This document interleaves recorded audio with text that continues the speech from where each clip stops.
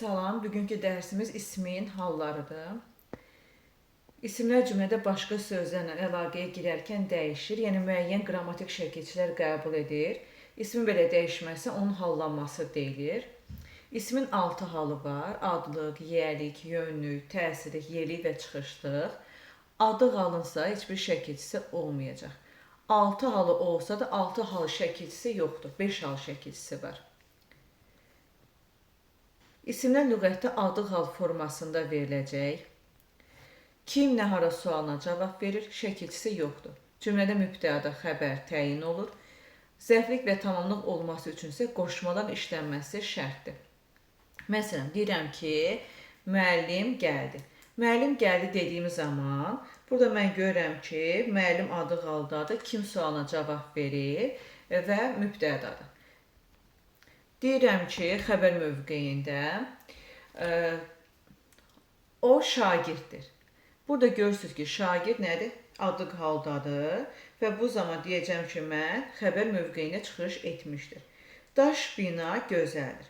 Burada daş sözü binaya aiddir, onu təyin eləyir və bu zaman deməli bizim bu adı halda olan sözümüz təyin mövqeyinə çıxış etmiş olacaq. Sonra zərflik və tamamlıq da ola bilir və bu zaman qoşmanın işlənməsi lazımdır. Məsələn, deyirəm ki, deyək ki, burada zərflik mövqeyində uşaq kimi ağlama deyirəm. Uşaq burada deməli nədir? Adı haldadır. Necə, nə cür, nə tərzdə bu vəziyyəti bildirir, feili aiddir və bu zaman deməli zərflik mövqeyində çıxış etmiş olacaq. Sonra tamamlıq da ola bilir. Deyirəm ki, anam üçün almışam. Kim üçün? Anam üçün. Anam burada adı haldadır. Mənsubi şəkilçili sözlə istifadə edilmişdir. Və görürəm ki, burada nədir? Tamamlıq mövqeyində, tamamlıq rolunda çıxış etmişdir. Sonra xitab kimi də işlənə bilir. Xitab cümlə üzvü deyil, müraciət olunanı bildirir. Məsələn, Günay, qələmi ver deyirəm. Burada Günaya müraciət var. Günay özü adı haldadır. Cəm, mənsubiyət xəbəri şəkilçisi işlənə bilir ki, bu zaman adı qal artıq başlanğıc formasından çıxmış olur. Yəni bunlarla işlənə bilər. Onsa bunlar hal şəkilçisi deyil. Adı qal olaraq bu yenə qalacaq. Həm ismə, həm də fe'li xəbərə aid ola bilir. Məsələn, deyirəm ki, anam gəldi. Bu zaman deməli nə baş verir? Gəldi, burada xəbərdir, nə et sualına cavab verir və mən buradan bilirəm ki, fe'li xəbərə aiddir. Amma ismi xəbər aid olduğu zaman digər nitq hissələr nəzərdə tutulur. Kitab çox maraqlıdır deyirəm. Burada artıq ismi xəbərə aid olmuş olacaq. Kitab sözü. Sonra yerik halda daha çox belə deyək, yerik sahiblik mənası bildirir. Sualı kimin, nəyin, haranındır. Şəkilçisi ın üzəri 4-dür. Bu özü 2 yerə bölünür. Müəyyən yerik hal var, bir də qeyri-müəyyən. Müəyyən yerik halın sualı, baxın, ın, in, un, ün olacaq. Sualı kimin, nəyin, haranın olacaq. Sonra müəyyən yerik hal söz birləşməsi şəklində, müstəqil şəkildə yox. Mübtəda ola bilər, mübtəda roluna çıxış eləyə bilər. Sənin kitabın maraqlıdır. Sənin kitabın burada mübtəda mövqeyinə çıxış edəcək. Müstəqil şəkildə təyin və ismi xəbər ola bilər. Kitab Günayındır desəm, ismi xəbər olacaq. Sonra bizim sinif qalib gəldi desəm, hansı sinif bizim? Burada deməli, bizim tək işləndiyinə görə, bundan sonra mənsubi şəkilçili söz gəlmədiyinə görə təyin mövqeyində çıxış etmiş olacaq. Müəyyən yerik hal təsriflənən fe'llərə birbaşa qoşula bilmir. Yəni qoşmalar vasitəsilə qoşulur. Sənin üçün gəldim, bax bu şəkildə. Sənin gəldim demək olmur. Amma təsriflənməyən fe'llərə birbaşa qoşula bilir. Sənin oxumağın, onun danışdıqları şəklində. Yerik hal bunları deməli bu şəkildə qoşulacaq. Qeyri-müəyyən yerik halın şəkilçisi olmayacaq. Sualı da yalnız nədir? Bunun bir tələbi var ki, məndən sonra mütləq mənsubi şəkilçili söz gəlməlidir. Yəni ondan ayrı işlənə bilmir. Qız qalasında s mənsubiyyət şəkilçisidir. Şirvanşahlar sarayında ı mənsubiyyətdir. Ev sahibi, azadlıq meydanında da həmçinin. Yəni bunun tələbi budur ki, məndən sonra mütləq mənsubi şəkilçili söz gəlsin. Yəni ayrılıqda işlənə bilmir bu. Həmişə söz birləşməsi asıl tərəfində qalır. Ondan sonra şəhər, kənd, ölkə, rayon, küçə, qəsəbə tipli sözləri müəyyən yerik hala çevirmək olmur. Yəni hər zaman bunu müəyyən yerik hala çevirmək olmayacaq. Məsələn, azadlığın meydanı, qatarın yolu şəklində mən istifadə edə bilmərəm. Məzmunsuzluq yaranır və ya Bakı şəhəri, Bakının şəhəri demək olmaz. Burada da məzmunsuzluq yaranmış olur. Adı gördüyümüz kimi müstəqil işləndiyi halda qeyri-müəyyən yeri müstəqil işlənmədi. Özündən sonra mənsubiyyət şəkilçili sözü tələb etmiş oldu. Yönlü kağıt. Yönlü kağıt deməli kimə, nəyə, haraya sualına cavab verir, əşyanın yönünü, istiqamətini bildirir. Şəkilçisi A-ə, ya, Y-dir.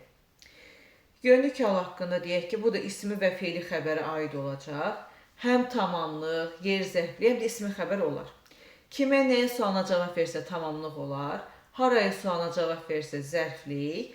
Kimədir, nəyədir, haraydır sualına cavab versə isə deməli ismi xəbər ola bilər. Məsələn, ismi xəbərə bir dənə nümunə deyək. Deyirəm ki, sənə borcluyam. Burada ismi xəbərə aiddir. Evə getdi. Burada isə nəyə aid olacaq? Feili xəbərə aid olacaq. Nə etməklə başlayan deməli suallar feili xəbərə aiddir. Qoşmalarla işlənə bilir. Evə sarı, evə doğru bu şəkildə. Bəzən yön istiqamət məzmunu bildirmir. Testi 8 manatı aldım, miqdarı məzmunu bildirəcək. Həmçinin yeri kağıdı miqdarı məzmunu bildirir. Tələbələrin üçü gəlmişdi. A, ə saitlərlə bitdiyi zaman söz. Bu zaman ondan sonra ya-yə şəkilçisi gəlsə, y-dan əvvəlki deməli söz qapalı saitə çevrilmiş olacaq. Məsələn, xalaya sözünə baxaq. Tələffüzə xalıya olur. Y-dan əvvəlki söz. Burada gördüyümüz kimi xalaya sözü xalıya şəklində tələffüz edilir. Y-dan əvvəl A-ə ilə bitən bir söz gəldi, xala sözü. Bu da xalıya şəklində tələffüz olundu. Sonra cücəyə sözünə baxaq. Ə ilə bitdi, y bitişdiricisi və A-ə yönlü kağıt şəkilçisi gəldi. Buradakı ya-yədə bu y bitişdiricidir. Deməli, bu da cücüyə şəklində tələffüz olundu.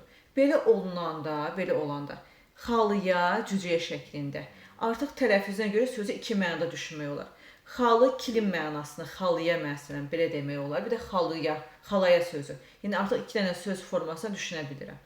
Cücüyə cücə ola bilər, cücülər. Bir də ki, cücəyə şəklində cücə ola bilər. İki cür düşünə bilərəm, tələffüzə əsasən. Yəni, tələffüzə baxanda artıq tam dəqiq bilmək olmur da, burada hansı sözdən söhbət gedir. Ondan sonra keçək deməli digər halımıza, təsirli kağıt. Təsirli kağıt üzərində iş, hərəkət icra olunan əşyanı, obyekti bildirir. Deməli, təsirli kağıt üzərində iş, hərəkət icra olunan əşyanı, obyekti bildirir. İki yerə bölünür. Müəyyən və qeyri-müəyyən təsirli kağıdımız var. Müəyyən təsirli kağıdın müəyyən yeri kağıdı olduğu kimi. Bunun baxın şəkilçisi olacaq. I üstü 4. Ondan sonra sualı kimi, nəyi, haranı olacaq. Cümlədə yalnız tamamlıq olur demək olar. Bəzən zaman zərfliyi də ola bilər. Məsələn, yayı kənddə dincəldim desəm, yayı burada artıq nə olacaq? Yayı dincəldim. Deməli, zaman zərfliyi olmuş olacaq. Bu bəzi vaxtlar belə ola bilir. İstisna hallarda. Sonra qeyri-müəyyən təsirli kağıdın şəkilçisi yoxdur. Sualı yalnız nədir? Eynən qeyri-müəyyən yeri kağıdı olduğu kimi. Hər zaman feilin yanında işlənir. Baxın, bu hər zaman feildən asılı olacaq. O biri mənsubiyyət şəkilçili sözdən asılı idi. Hərəkətə aid olur. Bu da cümlədə tamamlıq olur. Bəzən də bağlayıcısına birləşir və feildən ayrıla bilir. Bir hədiyyə də mən aldım. Bəzi məqamlarda belə olur, bəzən. Daha çox feili xəbərə aid olur. Bəzən istisna hallarda ismə də aid ola bilər. Məsələn, uğurlarımı sənə borcluyam şəklində ismi xəbərə də aid olur bəzi məqamlarda. Qoşma ilə işlənə bilmir. Yerli kağıdı həmçinin qoşma ilə işlənə bilmir. Təsirli kağıdı olan söz özündən sonra heç bir şəkilçi qəbul etmir, amma istisna kimi mumi sual ədatını qəbul etmiş olacaq. Kitabı gətirim, kitabı mı gətirim? Bax, görürsünüzmü? Buradakı mı sual ədatıdır. Ondan sonra qeyri-müəyyən təsirli kağıdın adı qaldan fərqləndirilməsi haqqında danışaq. Deməli, qeyri-müəyyən təsirli kağıdı adı qaldan necə fərqləndirmək olar? İlk növbədə yadda saxlayın ki, onun şəkilçisini bərpa eləmək olar. Onu müəyyən təsirli kağıda çevirmək olar. Kitab aldım demək olar, kitabı aldım da demək olar. Dərs danışdım da demək olar, dərsi danışdım da demək olar. Sonra feilin uzaqlaşdırdığımız zaman öz şəkilçisini tələb eləyəcək. müəyyən təsirli hala çevriləcək. Deyirəm ki, Samirə kitab aldı. İndi kitab sözünü əvvələ gətirəm. Kitabı Samirə aldı. Gördüyünüz kimi şəkilçisi bərpa oldu. Sonra Nərmin əsər yazdı. Əsəri Nərmin yazdı. Gördüyünüz kimi əsər sözünü əvvələ gətirdim və şəkilçisi bərpa olundu. Sonra o, bu həmin işarə əvəzliklərini əvvəlini artıranda şəkilçi bərpa olur. Məsələn, Samirə bu kitabı aldı. Sonra Samirə o kitabı, həmin kitabı aldı. Həmçinin kitab yerinə bunu da qoymaq olar. Samirə bunu aldı, Nərmin bunu yazdı şəklində istifadə etmək olar. Amma adı halda gördüyünüz kimi bunu etmək mümkün olmur, alınmayacaq. Ondan sonra yerlik hala haqqında danışaq. Hərəkətin baş verdiyi ya da əşyanın olduğu yeri bildirir. Sualı dadədir. Sualı kimdə, nədə, harada daha doğrusu. Şəkilsə dadədir. Yer zərfliyi, tamamlıq və ismi xəbər olur. Həm ismi, həm də fe'li xəbərə aid olacaq. Cümlədə qoşmalarla işlənə bilməyəcək bu da. Kimdə, nədə sualına cavab versə, tamamlıq. Harada sualına cavab versə, yer zərfliyi. Kimdədir, nədədir, haradadır sualına cavab versə, ismi xəbər olacaq. Deyirəm ki, məsələn, kitabda xeyli məlumat var desəm, ismi xəbərə aid olacaq. Evdə dincəlir desəm, fe'li xəbərə aid olmuş olacaq. Sonra burada deməli deyirəm ki, yer zərfliyi. Evdə onu gördüm, harada yer zərfliyi olacaq. Günayda, bu haqda məlumat var. Kimdə tamamlıq olacaq. O evdədir desəm, ismi xəbər olacaq. Qoşmalarla işlənə bilmir. Bunu qeyd etdik. Çıxışlı qal haqqında danışaq. Çıxışlı qal daha çox hərəkətin çıxış nöqtəsinin başlanğıc yerini bildirir. Yönlük halsa son nöqtəsini bildirirdi. Çıxışlı qalın şəkilsi dandən, sualın kimdən, nədən, haradan. Yer zərfliyi, tamamlıq, ismi xəbər olur. Kimdən, nədən sualına cavab versə tamamlıq. Haradan sualına cavab versə yer zərfliyi. Kimdəndir, nədəndir, haradandır sualına cavab versə ismi xəbər olur. Sonu m-nı ilə bitən sözlərdə nan-nən şəklində tələffüz olunur. Məsələn, mən n ilə bitdi. Məndən. Bunu artırdım. Məndən şəklində tələffüz olunacaq.